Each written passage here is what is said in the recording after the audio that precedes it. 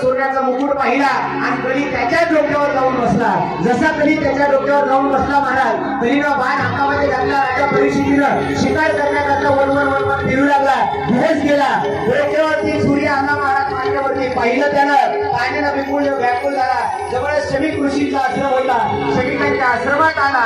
पाहिलं महाराज शमीक ऋषी डोळे बंद करून बसले होते. महाराज जवळच एक साप पडलेला होता. तो साप उचलला राजा परीक्षितनं, शमीकाच्या गळ्यामध्ये टाकला. आणि जसा शमीकाच्या गळ्यामध्ये टाकला महाराज, तसा राजा परीक्षित पुन्हा आपल्या नगराला परत निघाला. राजा परीक्षितला वाटलं, अरे मी एवढा मोठा राजा होतो आणि एवढा मोठा राजा असताना सुद्धा शमीकाच्या आश्रमात गेले आणि माझा अपमान केला त्यांनी. जसं महाराज अपमान केला म्हणून राजा परीक्षित परत निघाला. एवढ्यामध्ये शमीकांचा मुलगा शृंगी ऋषीला कोणीतरी बातमी मिळाली. जवळ आले महाराज शृंगी जवळ आल्याच्या नंतर आपल्या बाबाच्या आश्रमामध्ये जायला निघाले. मला सांगितलं की कुणीतरी राजा आला होता आणि बाबाच्या घरात मेलेला सर्प टाकलाय. पाहिलं शृंगी जवळ आला. बाबाच्या घरात मेलेला सर्प होता. त्या हाताने घेतला, खाली टाकला आणि अचमकातलं पाणी घेतलं महाराज. आणि अचमकातलं हातामध्ये पाणी घेतलं आणि सांगितलं, हे राजा आई, मदान असत्येनं उन्मत्त झालास. तुला राज्यपद मिळालं म्हणून तू अहंकाराच्या पूर्वी जगतेस ना. ऐक चंद्र देवता, अग्नी देवता यांना साक्षी देऊन आज मी जल हातामध्ये घेतोय. हा जो सर्प माझ्या पिताजीच्या गळ्यात टाकलास, याच तक्षक नावाचा नाग तुला येईल आणि सातव्या दिवशी दंश करेल. हातातलं पाणी सोडून दिलं महाराज. जसं हातातलं पाणी सोडून दिलं, खाली बसले आणि खाली बसल्यानंतर महाराज शृंगी रडायला लागला. शृंगी रडत होता. रडण्याचा आवाज शमीकांनी पाहिला. महाराज आता ही काही रडणार नाही, त्याच्याकडे हेच नाव नाही, जोरदार टाळ्या वाजल्या. काय घडलं असावं, रडतोय आपला मुलगा, काय घडलं असावं म्हणून महाराज बाळाच्या डोक्यावर हात फिरवला. महाराज शृंगीने सांगितलं, बाबा कुणीतरी आपल्या आश्रमात आलं होतं आणि आश्रमात येऊन आपण तुमच्या गळ्यामध्ये मेलेला सर्प टाकलाय. मेलेला सर्प टाकलाय पाहणं म्हणल्याबरोबर शमीक ऋषीला पुन्हा डोळे बंद केले आणि डोळे बंद करून महाराज ध्यानस्थ झाले. विचार केला की आपल्या आश्रमात कोण आलं होतं. कोण आलं होतं पाहिलं, डोळे बंद केले तर डोळ्यासमोर दिसला राजा परीक्षित. पुन्हा डोळे उघडले आणि डोळे उघडल्यानंतर पाहिलं राजा परीक्षित दिसला. राजा परीक्षित दिसल्यानंतर पुन्हा शृंगीला बोलायला लागली, शृंगी अरे राजा परीक्षित आला होता, तू त्याला दंड तर काही दिला नाहीस ना. शृंगीने सांगितलं, बाबा तुमच्या घरामध्ये मेलेला साप टाकला होता त्या राजानं, मी त्याला शाप दिलाय. शाप दिला. शमीकांनी सांगितलं, बाळा अरे हे काय केलंस तू. अरे राजा परीक्षितीसारखा राजा होणार नाही, धर्मात्मा होता तो धर्मात्मा, आणि आता तू त्याला शाप दिलास.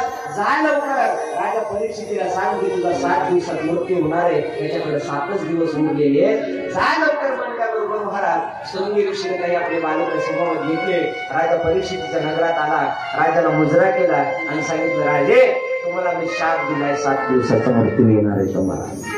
7 दिवसाचा मृत्यू येणार आहे म्हटल्याबरोबर महाराज राजाला दुःख न वाटता राजाने आपल्या अंगावरचं दुःख काढला आणि राजाने सांगितलं, एक काम कर. पाहिल्याबरोबर महाराज राजा परीक्षितीने विचार केला, आता मृत्यू तर मिळालाय आणि महाराज पूर्वीचा शाप, गेलेली वाणी, तोंडातून गेलेले शब्द, एखाद्या वेळेस आघात केलेली जखम तरी राहू शकते, काही दिवस घडल्यानंतर ती जखम भरू शकते. आपल्या तोंडावाटा, आपल्या शब्दावाटा जर तुम्हाला जखम झाली तर आयुष्यभर ती भरून निघत नाही, आयुष्यभर नाही निघत. महाराज राजा परीक्षितीला शृंगी ऋषीने सांगितलं, मी शाप तर दिलाय, आता वाणी फुटीत धरणार नाही. राजा परीक्षितीने विचार केला काय करायचं. महाराज राजा परीक्षितीनं आपल्या सगळ्यात मोठ्या जन्मीचे मुलाला बोलवलं, राजगादीवरती बसवलं आणि राजगादीवरती बसवल्यानंतर महाराज शृंगी आपल्या आश्रमात परत आला. हे ऋषी जरा लाईन काढायची.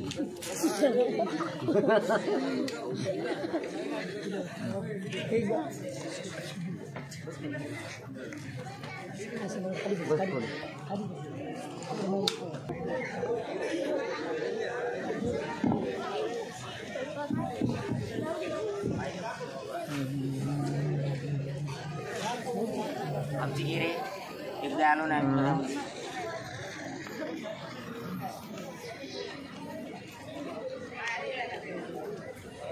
जेवण गेलं राजगादीवरती बसून महाराज हरिद्वार शेट्टी आहे. हरिद्वार शेट्टी आल्याच्या नंतर पाहिलं भेटत त्या ऋषीचा प्रश्न विचारायचे, सांगा ज्याचा मृत्यू 7 दिवसात होणार आहे त्यानं काय केलं पाहिजे.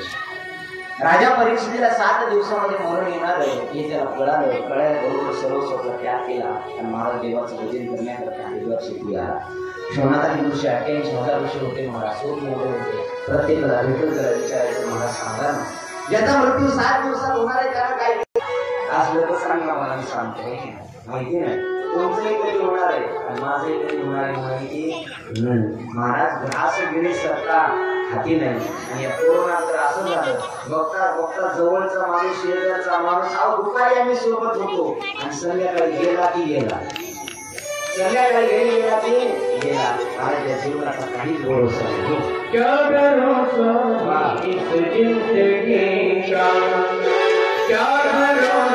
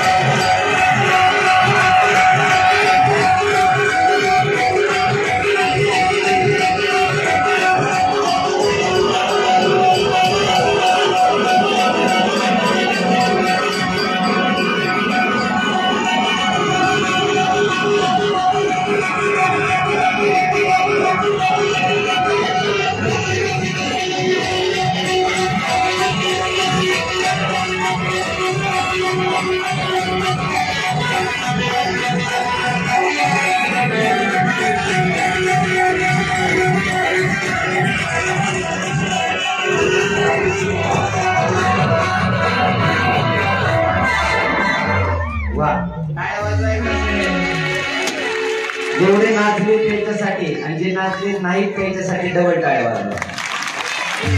तरुण मंडळ तुम्ही लाजायला लागला का? एक समोर या, समोर या. नाचणार नक्की तर नाही नाचा, नाही तर समोर या. अजिबात आनंद घ्यायचा, इथं नाचून सगळ्या माता बोलला किती छान तुम्हाला पार्टी लागेल. नंदगाव गोकुळ वर्षाने जेवढा आनंद नाही त्याचा आनंद आज आपल्या गावामध्ये येतोय. या आनंदामध्ये आपण सहभागी व्हायचं आणि सर्वांनी हात वर करून भगवान श्रीकृष्ण परमात्म्याचं एकच भजन होणार आहे. अत्यंत गोड सगळ्याला आवडेल. जोरात जसं नाचायचं तसं मला टाळी वाजून आनंद नाचायचा. हात वर सगळ्यांनी माता मागल्या. वा काही कमी आला